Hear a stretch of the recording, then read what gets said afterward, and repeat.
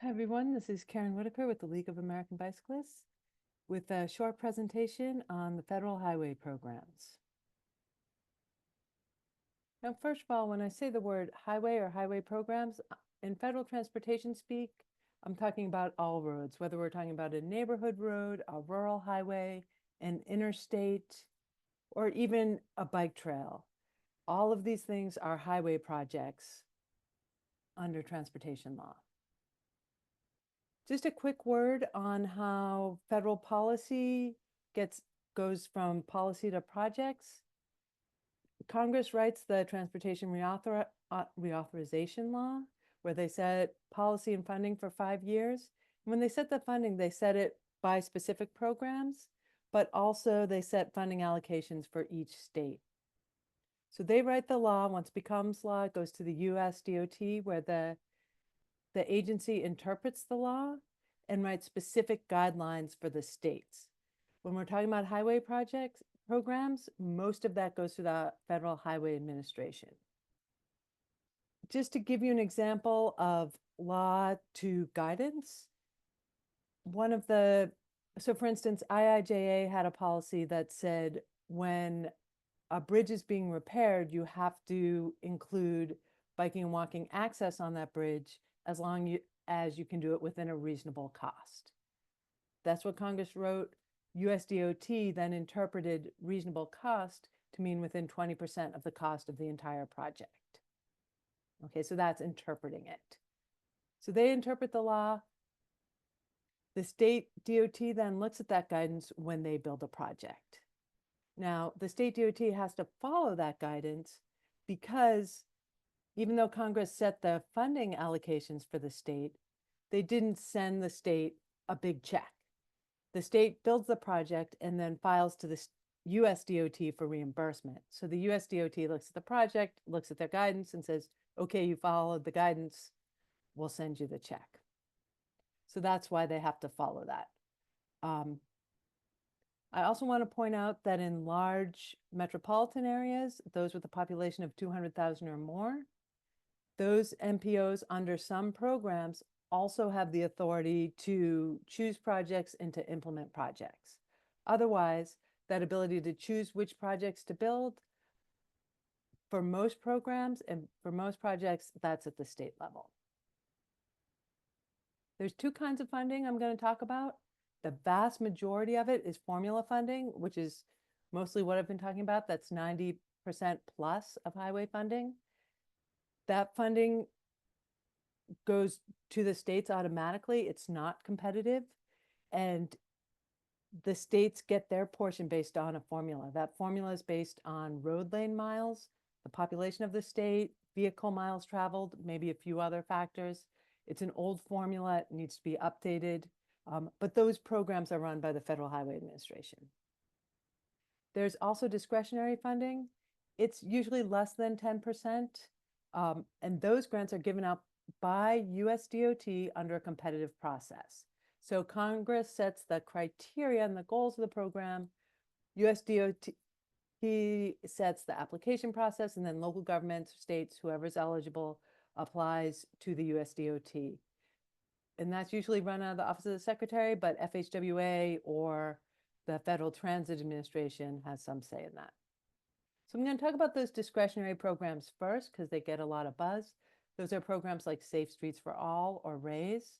Again, the criteria is set by Congress, but it has been an opportunity for a Secretary of Transportation to really make their mark.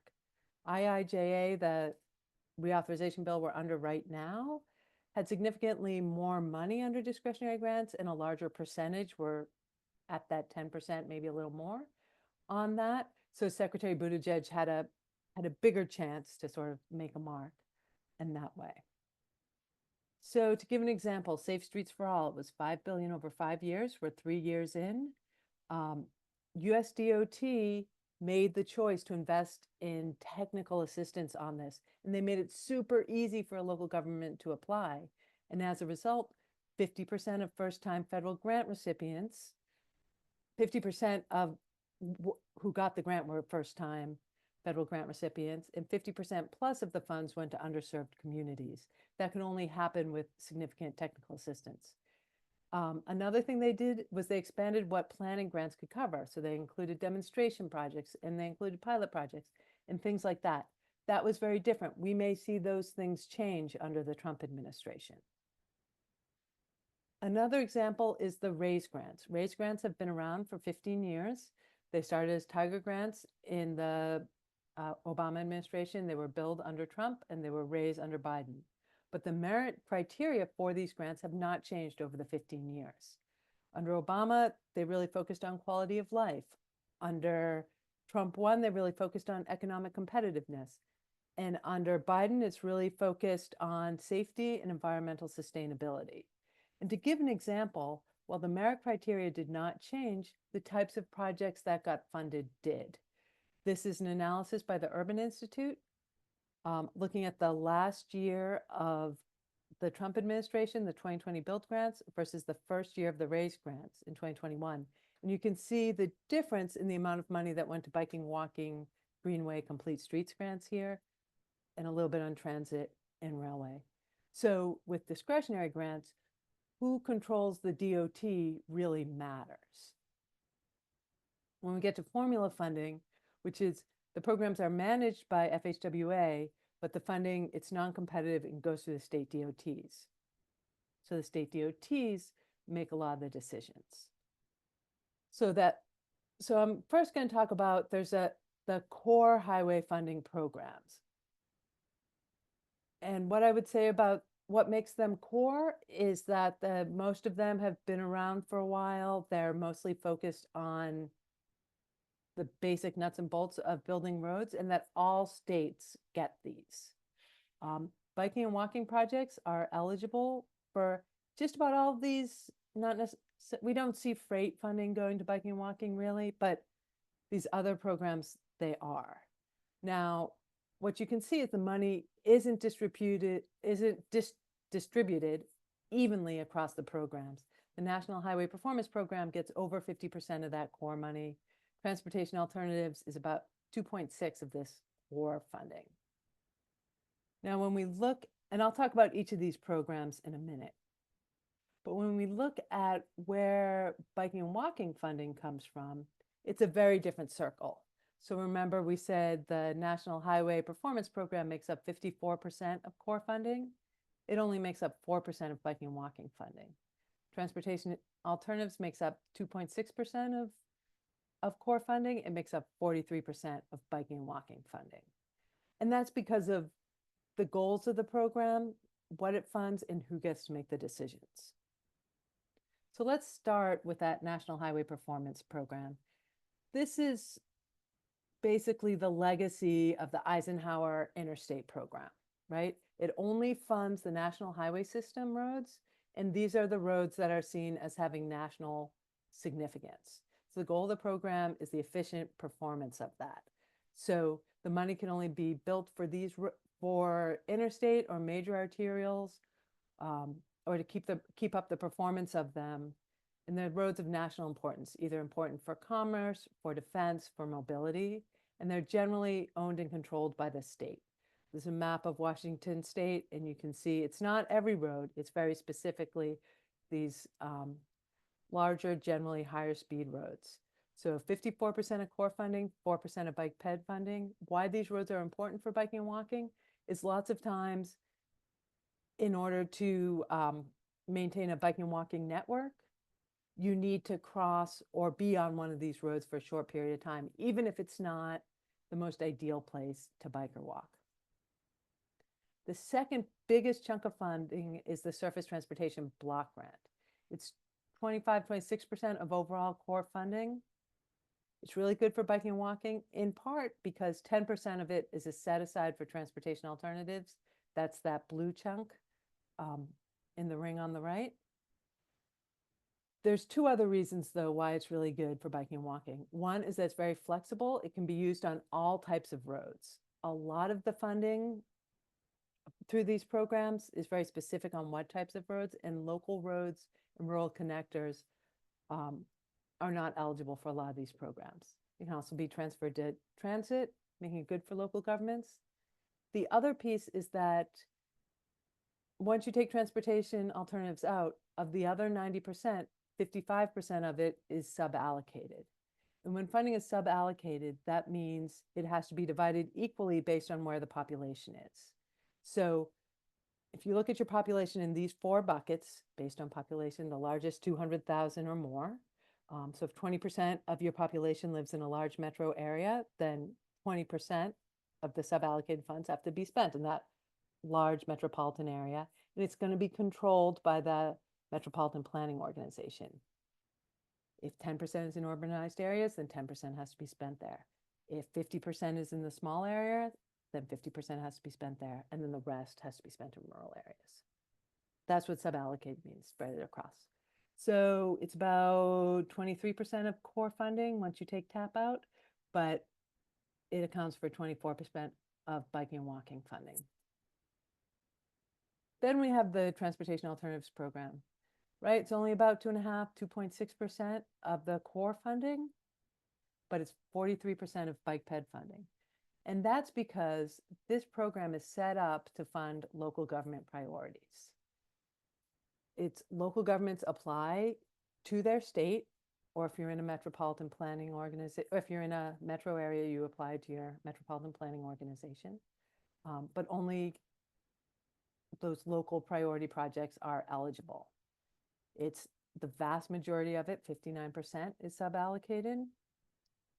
And for eligibilities, they're not really road building eligibilities. And so biking and walking infrastructure, including Americans with Disabilities Act compliance, make up 95 to 98% of those projects. And it is significantly oversubscribed. For every dollar awarded, $4 are applied for. And one thing I will say when we're talking about biking and walking projects is that the larger projects are harder to fund through this program because it is so oversubscribed. We see a lot of states trying to spread that money out to smaller projects. The next program I want to talk about is the Highway Safety Improvement Program. This program came online in 2005 with the goal of reducing fatalities by fixing problems on existing roads. The projects have to be data-driven. You can only spend highway safety dollars on a program that the state has identified through a data-driven process. So they have to say at this specific location, we want to do this type of project. It's 6% of overall funding, and it's really hard to address if you've got over 90% of your funding going to building roads without safety necessarily being at the top of mind. It's hard to fix that with 6% of the funding. For most of the time that the program's been around, they've really focused on a hotspot analysis where they've said, show us where most of the fatalities happen and we're going to address that. And that has worked fairly well for fatalities of people inside of vehicles, but it hasn't worked really well for biking and walking fatalities. When we look at people inside of cars, those fatalities happen in really high-speed areas, so rural roads, intersections, interstates, and then head-on crashes like interstates. But for bicyclists and pedestrians, we really see whole corridors. So like we have this map of DC, that's their high injury network. So it's arterials, corridors where you have high speeds, you don't have a lot of facilities for people biking and walking, but you have destinations, you have curb cuts, so you have cars turning in and out. That's where we see a lot of biking and walking fatalities. And these hotspots analyses, they just weren't picking those up, so we weren't seeing funding spent on that. Just quickly in IIJA, we had a couple of changes to the highway safety program that made a difference. And these were changes for vulnerable road users, which basically means people outside of cars, people biking, walking, using mobility devices, whether that be wheelchairs or scooters. One, every state has to do a safety assessment. So they have to inventory where their fatalities are, find their high injury networks, and come up with solutions. Not every state got as far as we wanted to, but every state made a huge step forward on that. There's also a special rule that says if a high percentage of your fatalities are vulnerable road users, then you have to spend 15% of your highway safety dollars on vulnerable road user safety. That has made a huge difference. And it's resulted in a lot of states changing their process. So even states that are sort of on that edge and are sort of sometimes, some years they're going to have to spend it, some years maybe not. They said, you know what, we're just going to make it a rule now. We're always going to spend 15%. And then a state like Kansas, who doesn't even qualify, said, you know what, that's a good rule. We're just going to set our limit at 10%. We're going to spend 10% on highway safety for vulnerable road users. And as a result, in the first year of implementation, we saw a fourfold increase in highway safety dollars going to vulnerable road users. So right now, the highway safety program is 6% of overall core funding and 7% of bike ped funding. The next program is the Congestion Mitigation and Air Quality Program. So back in the early 1990s, Congress passed a Clean Air Act. They realized a lot of the pollutants were coming from the transportation sector. So when they did the next transportation reauthorization, they said, okay, we got to create a program to address that. That was the Congestion Mitigation and Air Quality Program. And they said, we're going to create a program to address congestion and improve air quality in metropolitan areas that aren't meeting the National Ambient Air Quality Standards. So the map on the screen shows areas that don't meet different pollutant air quality standards. So under this program, where the state has these non-attainment areas, they have to do projects like biking and walking and transit to help reduce emissions. They can't build single occupancy car lanes. A lot of states suballocate that money to the metropolitan planning organizations. And so it's a good program for biking and walking. It's 5% core funding, 9% goes to biking and walking funding. So, and I will say, while this map shows non-attainment areas, once you graduate out of non-attainment, you're considered a maintenance area, and states can still use that CMAQ money in those areas. If you don't have any non-attainment or management areas, then you can use it on other stuff. A new program under IIJA is a carbon reduction program. The goal of that is to reduce CO2 emissions. This is brand new. States are still just getting it off the ground. Every state had to do a carbon reduction strategy. Most states have done that now. Like CMAQ, you can't build single occupancy vehicle roads. And we think this is going to be good for biking and walking. We're still waiting to see. Again, it's suballocated. Lincoln, Nebraska is rebuilding their bike ped bridge, or a bike ped bridge, not this one specifically. This program is very small, smaller than transportation alternatives. It's 2.4% of core funding, but it's 6% of bike ped funding. And I have high hopes for this program if it remains under the next reauthorization. I think it'll be a good use for biking and walking and building out networks. Another core program is the Metropolitan Planning Program. Any project funded by federal funds has to be in a state transportation improvement plan, also known as a STIP. A STIP is inclusive of what MPOs do, which is a TIP, a transportation improvement plan. And this program helps fund those TIPs. Under IIJA, there was included a set aside for complete streets planning. It also requires the US DOT to provide modeling data across all modes. We're still waiting to make sure that happened, but plans can be super important in making sure projects get built. One of the things we've seen with bicycle-friendly communities is all the highest ranked communities have great bike plans. A couple more programs which haven't necessarily benefited biking and walking. One is the PROTECT Act, which was new again in IIJA, funds climate resiliency projects to help repair, replace infrastructure that is at risk or has been damaged by climate or storms. There's a state level formula program, a local level discretionary program. There was one award in Arkansas that will redo a bike ped bridge. Also, the freight program doesn't really affect biking and walking, but they are core programs. There are also some non-core programs that either they're geographically specific, so not every state gets them, or they're discretionary, or they're pilot or one-time programs. I'm not going to go through all of them, but I'm going to give you a couple of examples. One is the bridge program, which was created in IIJA. There's been a bridge, sometimes there's a bridge program in transportation reauthorization bills, sometimes there's not. They put one back in because 1 in every 3 US bridges is in need of repair. In IIJA, there were 2 programs, one discretionary, one formula. As I mentioned earlier, IIJA required that if you were doing a repair project on a bridge, you had to include biking and walking access in the repair project. But if you were building a new bridge, you didn't have to. There may not be logic in that. That's just what they did. I don't have data yet on what that has meant for biking and walking and access.